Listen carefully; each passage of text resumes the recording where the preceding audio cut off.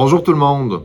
Alors, comme vous le savez, depuis notre assemblée générale de jeudi dernier, où 859 collègues se sont présentés pour appuyer dans une proportion de 94,5 % la poursuite de nos moyens de pression, si on n'est pas en mesure de trouver une solution négociée à la table pendant une semaine intensive de négociation, et l'éventuel déclenchement d'une grève générale illimitée, la rectrice est sortie de son mutisme et nous a offert le jour même une courte conférence de presse. Dans cette conférence de presse-là, il y a plusieurs propos qui nous ont paru être très, très étonnants. Alors, on s'est dit que ce serait une bonne chose que de l'écouter ensemble et je vais réagir sur quelques-uns de ces propos étonnants. Alors, allons-y tout de suite. Merci Simon. Bonjour tout le monde. Bonjour en ligne aussi. Écoutez, le syndicat des professeurs de l'Université Laval, le SPUL, a annoncé que ses membres déclencheront une grève générale illimitée à compter du 13 mars 2023, après un bref retour pendant la semaine de lecture du 6 au 10 mars. Bon, je vais vous dire qu'on reçoit cette décision avec déception. Cependant, on voit l'opportunité qu'on va prendre, j'espère qu'on va tous prendre, de donner une chance à la négociation et de continuer d'avancer. Bon, tout d'abord, la première chose qui, moi, m'a beaucoup étonné, en fait, c'est la réaction de la rectrice qui s'est dite déçue, en fait, du message envoyé massivement par 859 collègues. Alors, peut-être qu'il s'agissait d'un lapsus, mais j'avoue sincèrement que, en fonction du rôle de leader qu'elle occupe dans une institution collégiale comme l'Université Laval, je me serais attendu plutôt à ce qu'elle affirme entendre clairement le message et en tirer les conséquences pour la suite des choses. L'autre élément qui m'a beaucoup étonné, c'est que la rectrice affirme qu'il est temps de donner une chance à la négociation dans un contexte où, il faut le rappeler, le SPUL, on est prêt à négocier depuis le 27 mai 2022 dernier et qu'à chaque occasion, jusqu'à l'Assemblée générale de jeudi dernier, qu'on a offerte à l'administration de l'Université Laval de négocier plus rapidement que lentement, malheureusement, la direction a toujours choisi la voie longue dans un contexte où l'administration d'Amour a fait le choix de mandater un avocat de pratique privée pour être à la tête du comité de négociation patronale. Alors, du côté positif de cette phrase-là, on espère que le fait que la rectrice nous dise qu'il est temps de donner une chance à la négociation, ce qu'on souhaite dire en fait ici, c'est que le message a été entendu et qu'il est temps que ce blitz en soit un véritable, alors qu'on l'attend, nous, ce blitz de négociation-là, depuis aussi tard que le 20 janvier dernier, là, qui était la date où on avait obtenu notre premier mandat de grève avec, rappelez-vous, le délai d'1 mois justement pour obtenir une accélération des négociations. Donc, on continue. À la table, les demandes du syndicat sont discutées, que ce soit en lien avec la charge de travail, les fonds d'appui à la recherche, la collégialité ou encore la protection des collègues vulnérables.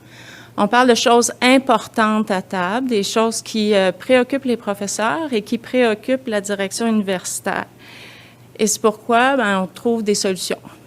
Et on a déjà avancé beaucoup à plusieurs égards avec des solutions qui sont jugées acceptables par les deux parties.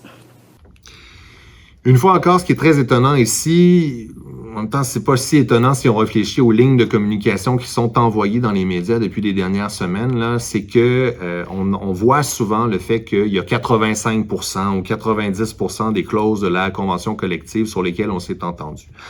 Les avancées concrètes d'une négociation collective, là, n'en déplaise à qui que ce soit, ça ne s'évalue pas au volume.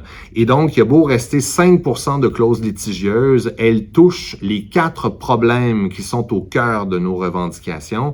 Et c'est ces 4 problèmes-là qu'il faut absolument régler dans le cadre de l'actuelle négociation de la convention collective. On parle, pour rappel, de la surcharge de travail. On parle également de la question salariale. On parle de la direction collégiale de l'université, le renforcement des balises qui assure que l'Université Laval est une institution véritablement collégiale, ce qui exige notamment là, des exigences en ce qui concerne la transparence et finalement de trouver des solutions qui permettra de renforcer la protection offerte aux collègues vulnérables. Alors, on continue encore la conférence. on regarde aussi en avant. Vous savez, le passé, il a été négocié dans le passé. On est rendu où on est rendu parce qu'il y a eu des négociations à chaque fois que c'était le moment de le faire. Et là, on doit regarder devant. On va évidemment corriger des choses, mais on va certainement se projeter dans l'avenir. La référence au passé dans le passé, je vous avoue que à ce jour, là, je l'ai toujours pas compris. C'est-à-dire que dans un contexte où il y a des problèmes qui sont mis de l'avant par le comité de négociation, qui sont dénoncés de manière très, très forte suite à une vaste consultation qui a été tenue en 2019, qui sont appuyés par des données qui font mal paraître la direction de l'Université Laval, qu'il s'agisse de l'explosion de la masse salariale des dirigeantes depuis 2008, plus 96%, qu'il s'agisse du fait que l'Université Laval est la seule université du Québec à avoir perdu de manière importante des professeurs depuis les 20 dernières années, moins 11%, alors que la moyenne dans les autres universités du Québec, c'est plus 21%. Le passé ne peut pas demeurer dans le passé, ou à tout le moins, ce n'est pas un argument valable, en fait, pour se laver les mains des problèmes qu'on doit régler à la table et qui entraînent une surcharge de travail qui empêche les professeurs de mener à bien la mission d'intérêt public de l'université. Alors, s'il faut se tourner vers l'avenir, cet avenir-là passe par le règlement des problèmes qui sont au cœur du cahier des charges. Et l'argument du passé a été négocié, nous en sommes rendus où nous en sommes rendus. Là, je vous avoue qu'encore à ce jour, je ne comprends pas cet argument. On continue sur la conférence. Actuellement, les syndicats au pays et au Québec sont mobilisés autour de grands thèmes. Et il y a un certain enjeu parce que ici, on ne négocie pas les conditions des professeurs de toutes les universités. Hein? On négocie les conditions des professeurs de l'Université Laval et il faut s'ancrer dans notre réalité et trouver des solutions qui sont applicables ici. C'est difficile de ne pas être d'accord avec la rectrice lorsqu'elle affirme qu'on ne négocie pas à la table les conditions des autres universités du Québec. Alors, on est heureux d'être complètement en accord avec ce que vient de dire la rectrice. Maintenant, je pense qu'il y a des distinctions importantes à faire. C'est-à-dire que quand on regarde le cahier des charges, encore une fois, que la direction de l'université a en main depuis le 27 mai 2022 dernier, on l'a structuré d'une telle manière que on ne faisait pas qu'énoncer des problèmes, mais on proposait également des solutions applicables ici, applicables à l'Université Laval, pour régler ces problèmes-là. Alors, ça, c'est une chose, là. Je veux dire, le cahier des charges, il est structuré pour régler les problèmes qui affectent le corps professoral de l'université et plus largement l'institution. Maintenant, si la rectrice fait référence au fait que depuis le début de notre conflit de travail, les revendications portées par le SPUL font créer une adhésion très, très large dans d'autres groupes de la communauté universitaire, qu'il s'agisse d'associations étudiantes, d'étudiants au sens large ou des autres syndicats ou associations de professeurs, bien, ça montre bien effectivement que les problèmes, plusieurs des problèmes qui affectent les professeurs de l'Université Laval, ça concerne également d'autres universités. Et ça, il me semble que ce serait un argument intéressant à faire valoir devant la ministre de l'Enseignement supérieur, plutôt que de simplement dire on ne négocie pas pour les autres universités. Poursuivons avec le reste de la conférence. Alors, bien sûr que je comprends, j'entends les professeurs de l'université nous dire qu'ils sont très bons en recherche. Ils nous le disent, on le dit tout le temps. Ce sont vraiment de très, très bons chercheurs. Et je comprends qu'ils nous disent, bien, si on est des bons chercheurs, on devrait avoir les salaires des bons chercheurs canadiens.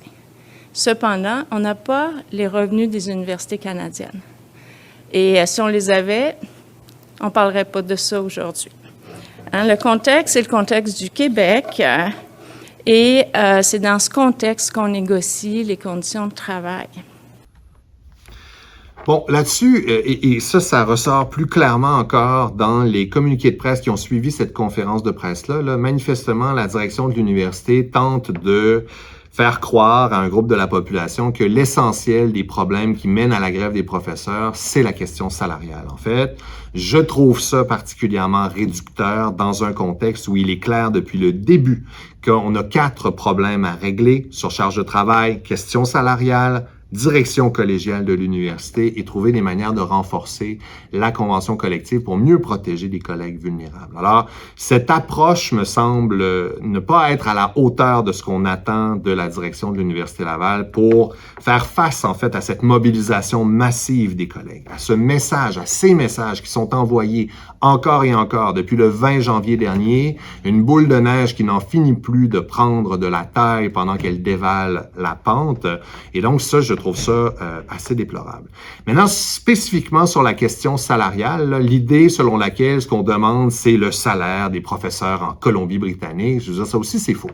Nos demandes salariales sont publiées par ailleurs depuis le mois de septembre ou octobre dernier, et ce qu'on demande pour le chef particulier là, du rattrapage salarial, c'est ce que ça prendrait pour commencer le rattrapage salarial, qui est un problème auquel il va falloir qu'on s'attaque si on veut maintenir la compétitivité des salaires qui sont offerts à l'Université Laval pour s'assurer justement qu'on soit en mesure de continuer à attirer les meilleurs. Et donc, ce qui est demandé pour le rattrapage salarial, je le répète, ce n'est pas de monter subitement et d'avoir les meilleurs salaires au Canada, mais bien par rapport à la moyenne des salaires qui sont offerts dans le U15, le groupe des 15 meilleures universités en recherche, à l'intérieur duquel, faut-il le rappeler, il y a plusieurs universités québécoises, là. Donc, c'est d'avoir ce que ça prend pour couper de moitié ce qui nous sépare de la moyenne salariale des U15. Alors, on va poursuivre pour la fin de la conférence de presse de la rectrice. Alors, là, on rentre dans un blitz important. Et on rentre dans ce blitz-là, l'Université Laval, l'équipe de négociation, de bonne foi et avec la ferme volonté d'améliorer les conditions de travail des professeurs, de préserver notre capacité de transformer l'Université Laval et bien sûr de respecter et de faire tout ça dans le respect des capacités de payer de l'Université Laval. Alors, je vous remercie. Alors, c'était la fin de la conférence de presse de la rectrice, courte conférence de presse. Je vous avoue que dans la finale de la conférence de presse, ce qui m'inquiète le plus, c'est le fait que la rectrice fasse référence à la capacité de transformer l'université comme étant un frein aux revendications qui sont toujours à régler à la table de négociation. Alors, j'ose espérer que ce n'est pas un argument qui sera opposé au comité de négociation pour empêcher l'inclusion dans la convention collective de dispositions qui feraient en sorte d'assurer que l'Université Laval est une université véritablement collégiale, c'est-à-dire une université où la direction ne peut pas imposer des grandes orientations, ne peut pas imposer des décisions en ce qui concerne les destinées de l'Université Laval si elle n'a pas l'appui de la majorité de la communauté universitaire et au premier chef des professeurs. Alors, si tant est que cet argument-là nous soit opposé à la table, considérant le fait qu'il s'agit de l'un des 4 piliers qui structurent notre cahier des charges, il est très, très clair que nous ne lâcherons pas sur cette revendication-là, qui est liée à une vision de l'université, vision qui est largement partagée par les collègues. On l'entend sur le terrain et elle explique à notre sens largement là, la vaste mobilisation des collègues et l'adhésion de plus en plus grande qu'on obtient aux revendications du SPUL là, dans la société civile au sens large et dans d'autres groupes de la communauté universitaire de l'Université Laval et du Québec. Alors, merci beaucoup de votre attention et évidemment, on garde le contact pour la suite des choses. Les problèmes doivent être réglés et on espère que la semaine de négociations intensives qui s'amorce là va nous permettre de trouver une solution négociée, de trouver la voie de passage qui va faire en sorte qu'on n'aura pas à exercer une grève générale illimitée à partir du 13 mars prochain. Alors, merci beaucoup.